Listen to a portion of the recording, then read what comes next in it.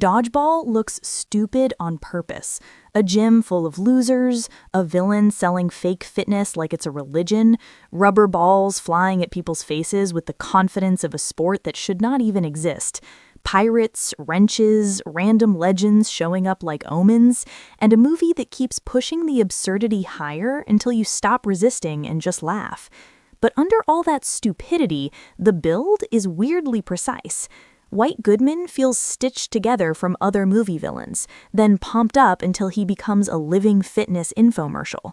The ending everyone remembers was almost not the ending at all, and the original version has a twist most fans still don't know.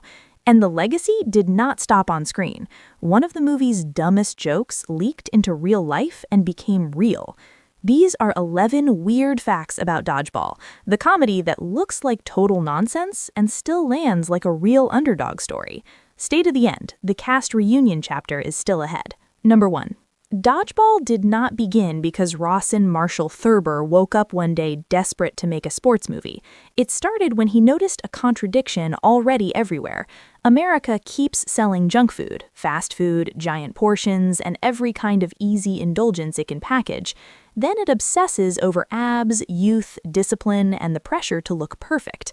The country pushes both messages at once, then acts shocked when people get crushed in the middle. That was the spark.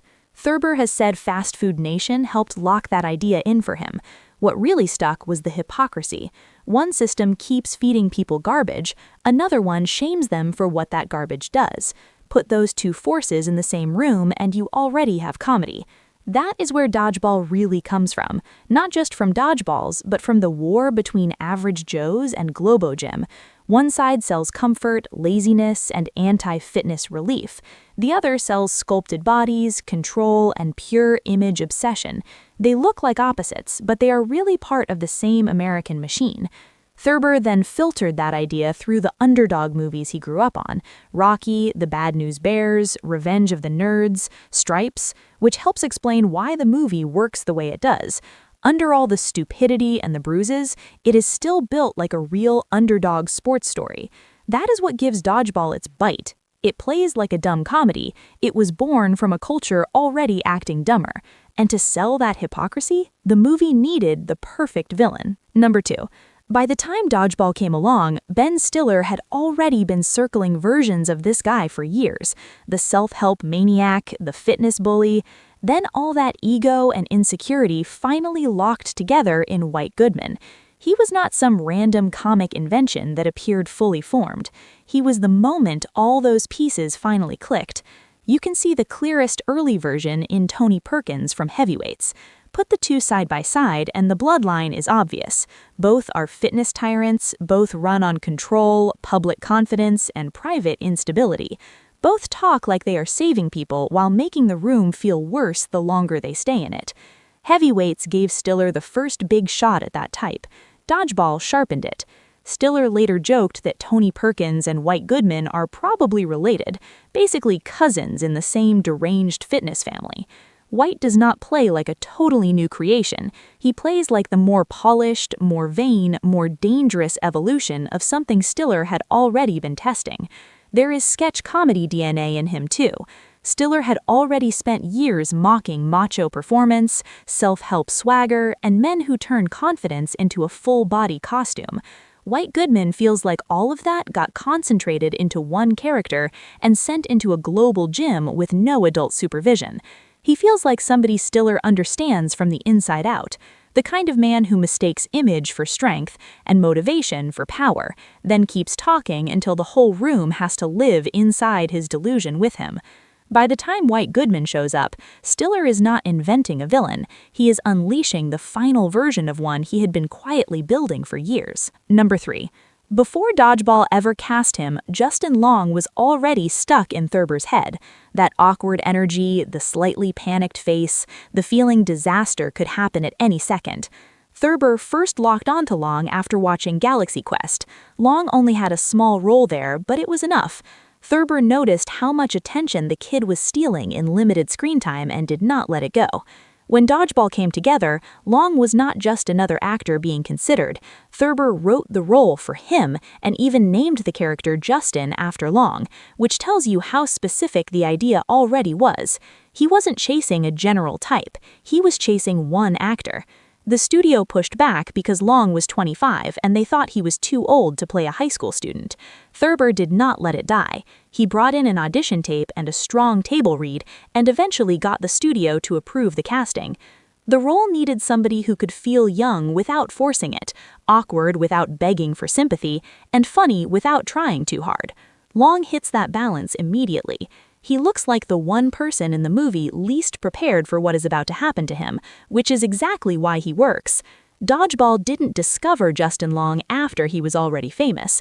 It caught him at exactly the right moment because one director saw him early, trusted the instinct, and refused to let go. Number 4.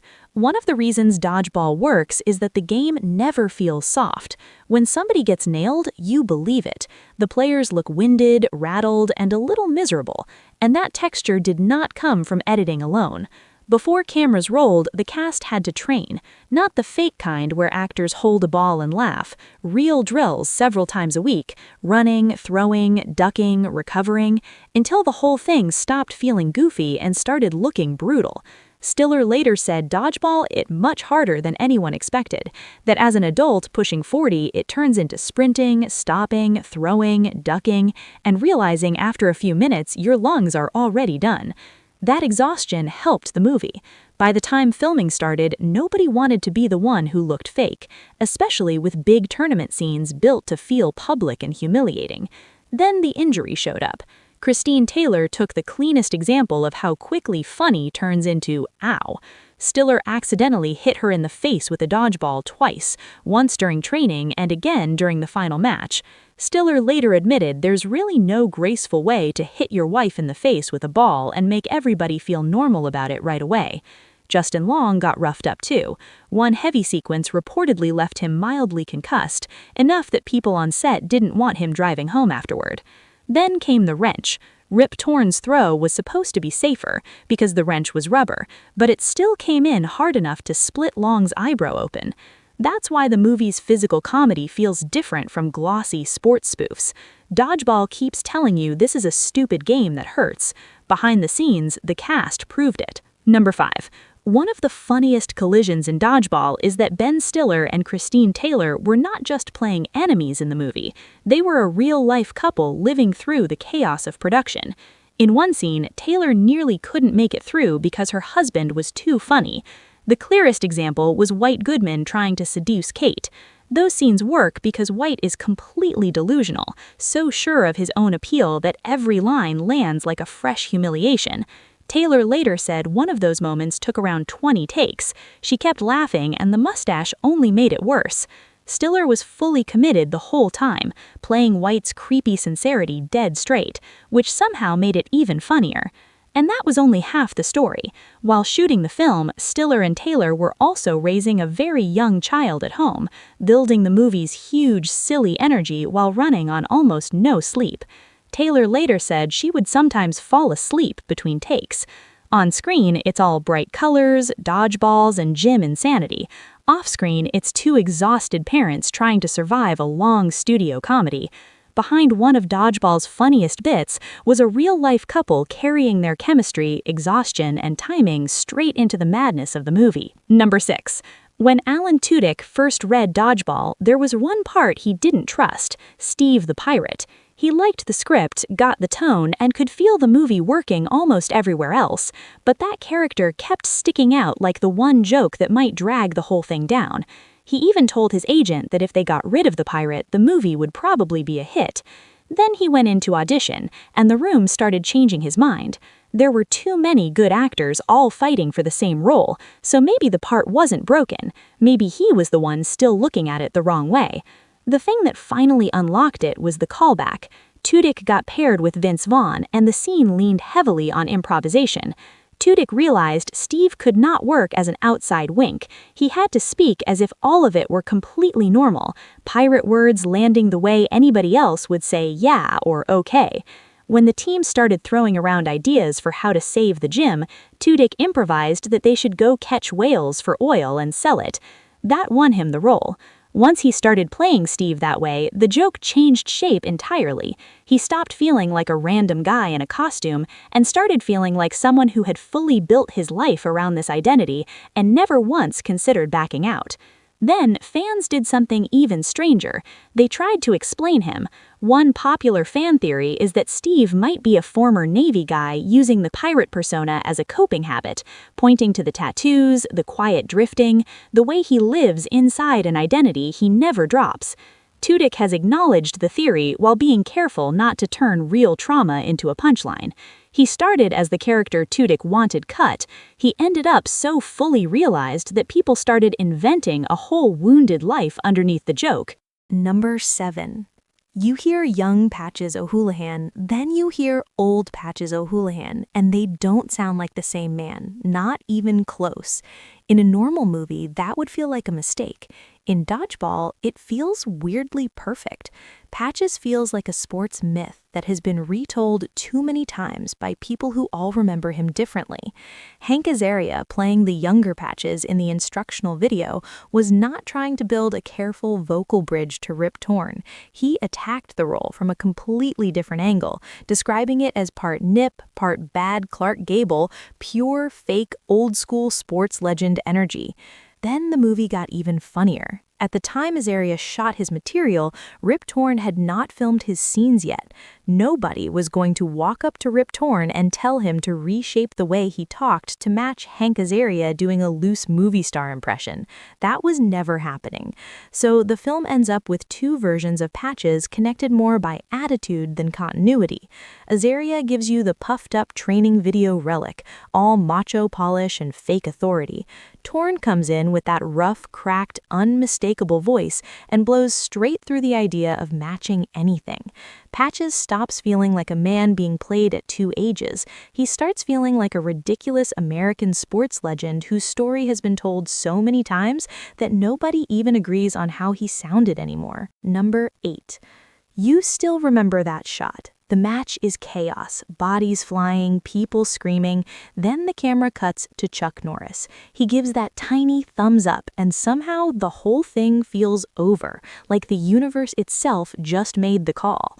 Getting him there was harder than the scene makes it look. Norris was in Los Angeles while the movie was shooting in Long Beach, and at first he did not want to make the trip. For a cameo that small, a long drive was not exactly tempting. The production found itself trying to solve a very stupid problem that somehow became very important. How do you get Chuck Norris to show up for 2 seconds? Ben Stiller kept pushing. Then the answer turned into pure Hollywood absurdity. They sent a helicopter for him. Norris flew in, shot the scene, and left. He had not even read the full script. He did not need to. The movie was not asking for dialogue or backstory. It needed one look, one gesture, one burst of total certainty strong enough to feel like the whole match had just been judged by a higher power. And that is exactly what he gave them. The scene works because the movie knows when to stop. It cuts to Chuck Norris, lets the myth do all the heavy lifting, and gets out before the joke wears itself down. That tiny cameo plays a little differently now. After Norris died on March 19, 2026 at 86, the joke did not stop being funny, it just picked up something extra. Now it feels like a perfect little time capsule of the thing he did better than almost anyone. Walk in for a second and make the whole screen belong to him. Number 9. Everybody remembers the version DodgeBall finally chose. Peter wins the sudden death match, White Goodman loses, Average Joe's saves the gym, the underdogs get their victory, and the bad guy gets humiliated. That was not Thurber's first ending. His original version was much meaner. The Purple Cobras win, Average Joe's loses, then the movie just cuts to black. No miracle save, no last-second triumph, just your heroes failed, go home. Thurber liked it that way. It matched the mean little grin the movie had been hiding the whole time, playing like Rocky or Bad News Bears, where sometimes you don't get the win. but test audiences hated it. For a broad studio comedy, it did not read like clever anti-triumph. It read like a letdown. Fox pushed for a new finish. Thurber got furious enough to walk away for a while, then came back and filmed the happier ending everyone knows. But the swap was not as clean as people sometimes tell it. The replacement ending is not some tiny patch. It needed a full sudden death finish, new blocking, new physical gags, a major White Goodman payoff, and even the Average Joe's commercial that helps close the movie out. That is a lot to call a quick fix. Yes, Dodgeball really did have a darker ending first. Yes, audiences rejected it, but the way the final version got shaped and later talked about also starts feeling like part of the movie's own joke. Hollywood rewriting itself, then handing you the rewrite like it was the plan all along. Even the ending couldn't just be one thing. Number 10. Dodgeball was not some little comedy that barely slipped by. It hit. Made for about $20 million, it pulled in roughly $168 million worldwide. People showed up and the movie delivered. The strange part came after. Awards bodies could not decide whether it was a win or something to sneer at.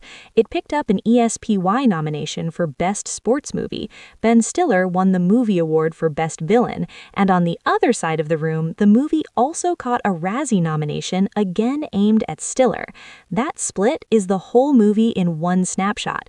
Some people saw a sharp, quotable underdog comedy with a villain big enough to steal the movie. Others looked at the exact same thing and treated it like loud stupidity that got out of hand. Time helped. Rotten Tomatoes later called it a worthy spiritual successor to the goofball comedies of the 1980s, and honestly, that's exactly what it is.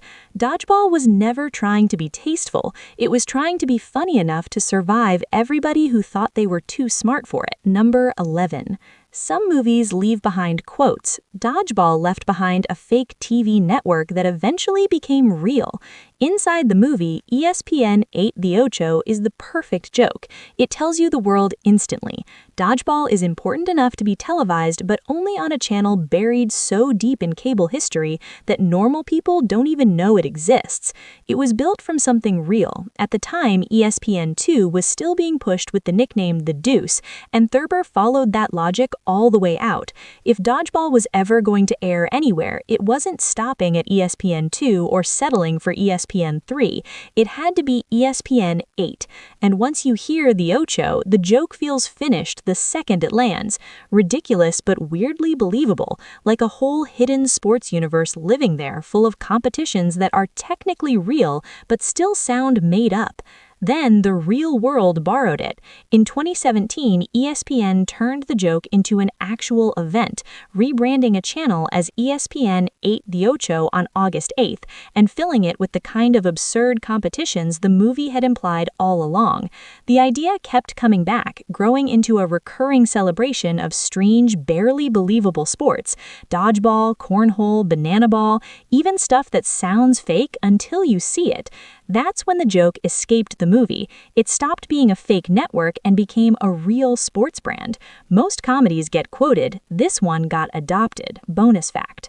For years, Dodgeball kept hovering in that sequel zone. People talked about it, rumors kept circling, nothing ever fully locked, and that was probably for the best. What finally came back was much smaller. In 2017, Ben Stiller, Vince Vaughn, Justin Long, and Christine Taylor returned in character for Play Dodgeball with Ben Stiller.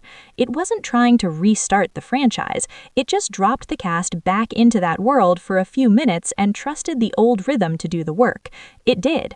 The chemistry was still there, the tone was still there, and the short even threw Justin Long back into familiar pain by hitting him with a wrench again.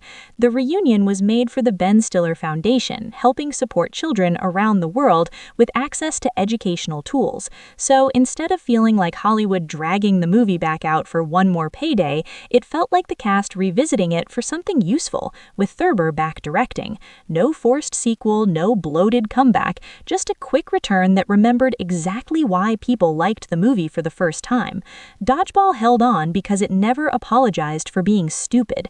It committed all the way. The cast, the villain, the pain, the jokes, and that full-body commitment gave it something most broad comedies never get, a real identity. The pirate, the wrench, the Ocho, Chuck Norris, it all stuck. A comedy this dumb should have faded out fast, but somehow it kept getting back up. So tell us what you thought about these facts, and if there's anything we missed, got wrong, or you remember differently, drop it in the comments. Like the video, subscribe, and we'll keep digging into comedies like this, the ones that look disposable and somehow refuse to disappear.